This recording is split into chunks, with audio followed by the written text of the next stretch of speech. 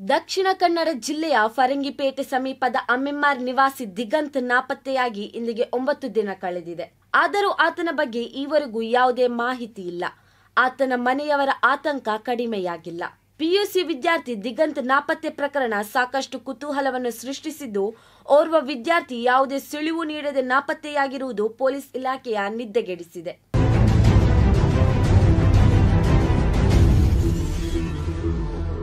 ಎಂತಹ ಕ್ರಿಮಿನಲ್ ತಪ್ಪಿಸಿಕೊಂಡರೂ ಒಂದೆರಡು ದಿನಗಳಲ್ಲಿ ಆತನ ಸಂಪೂರ್ಣ ಚಿತ್ರಣವನ್ನು ಬಯಲಿಗೆಳೆಯುವ ಪೊಲೀಸರಿಗೆ ಈ ಕೇಸ್ ಬಹಳಷ್ಟು ಸವಾಲಾಗಿ ಪರಿಣಮಿಸಿದೆ. ಪೊಲೀಸರು ಇತರ ಎಲ್ಲಾ ಪ್ರಕರಣಗಳನ್ನು ಬದಿಗೊತ್ತಿ ತಮ್ಮ ಸಂಪೂರ್ಣ ಕೌಶಲ್ಯಗಳನ್ನು ಇದೇ ಪ್ರಕರಣಕ್ಕೆ ಹಾಕಿ ದಿಗಂತ್ ಪತ್ತೆ ಕಾರ್ಯದಲ್ಲಿ ತೊಡಗಿದ್ದಾರೆ. ಈ ಪ್ರಕರಣದಲ್ಲಿ ಎಲ್ಲ ಆಯಾಮಗಳಲ್ಲಿ ಕೂಡ ಪೊಲೀಸರು ತನಿಖೆ ತೀವ್ರಗೊಳಿಸಿದ್ದಾರೆ. ಶಂಕೆ ವ್ಯಕ್ತವಾಗಿರುವ ಯಾವ ಆಯಾಮವನ್ನು ಪೊಲೀಸರು ನಿರ್ಲಕ್ಷ್ಯ ಮಾಡಿಲ್ಲ.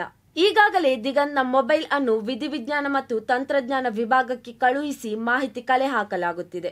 ಹೀಗಿರುವಾಗ ದಿಗಂತ್ ನಾಪತ್ತೆ ಪ್ರಕರಣಕ್ಕೆ ಸಂಬಂಧಿಸಿ ಹೊಸದೊಂದು ಶಂಕೆ ವ್ಯಕ್ತವಾಗಿದೆ. ದಿಗಂತ್ನನ್ನು ಮಂಗಳಮುಖಿಯರು ಅಪಹರಿಸಿರಬಹುದೇ ಎಂಬ ಅನುಮಾನ ಸ್ಥಳೀಯ ಜನರಲ್ಲಿ ವ್ಯಕ್ತವಾಗಿದೆ. ಅಲ್ಲಿನ ರೈಲ್ವೆ ಟ್ರ್ಯಾಕ್ ಪರಿಸರದಲ್ಲಿ ಮಂಗಳಮುಖಿಯರ ಕಾಟ ಇದ್ದು ಅವರೇ ಅಪಹರಿಸಿರಬಹುದಾ ಎಂಬ ಶಂಕೆ ಸ್ಥಳೀಯರಲ್ಲಿ ವ್ಯಕ್ತವಾಗಿದೆ.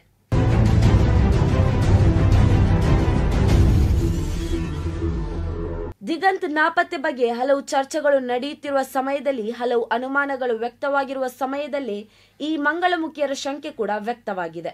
ಈ ರೀತಿಯ ಅನುಮಾನ ವ್ಯಕ್ತವಾಗಲು ಬಲವಾದ ಕಾರಣವೂ ಇದೆ. ಈ ಹಿಂದೆ ಬಂಟ್ವಾಳದ ಮುಸ್ಲಿಂ ಯುವಕನೊಬ್ಬ ನಾಪತ್ತೆಯಾಗಿ ಹಲವಾರು ದಿನಗಳ ನಂತರ ಮಂಗಳಮುಖಿಯಾಗಿ ಪತ್ತೆಯಾಗಿದ್ದ. ಅದೇ ತಾಲೂಕಿನ ಮತ್ತೊಬ್ಬ ಹಿಂದೂ ಯುವಕ ಕೂಡ ಇದೇ ರೀತಿಯಾಗಿ ಮಂಗಳಮುಖಿಯಾಗಿ ಪರಿವರ್ತನೆಗೊಂಡಿದ್ದ. ಹೀಗೆ ಲಿಂಗ ಪರಿವರ್ತಿಸುವುದರ ಹಿಂದೆ ವ್ಯವಸ್ಥಿತ ಜಾಲ ಇರುವ ಅನುಮಾನ ಇದೆ. ಅದೇ ಜಾಲಕ್ಕೆ ಅಮ್ಮೆಮ್ಮಾರಿನ ದಿಗಂತ್ ಕೂಡ ಬಿದ್ದಿರಬಹುದಾ ಎಂಬ ಶಂಕೆ ಸಾರ್ವಜನಿಕ ವಲಯದಲ್ಲಿ ಕೇಳಿ ಬಂದಿದೆ. ಈ ಎಲ್ಲ ಅನುಮಾನಗಳಿಗೆ ಪೊಲೀಸರ ತನಿಖೆಯಿಂದಷ್ಟೇ ಉತ್ತರ ಸಿಗಬೇಕಿದೆ.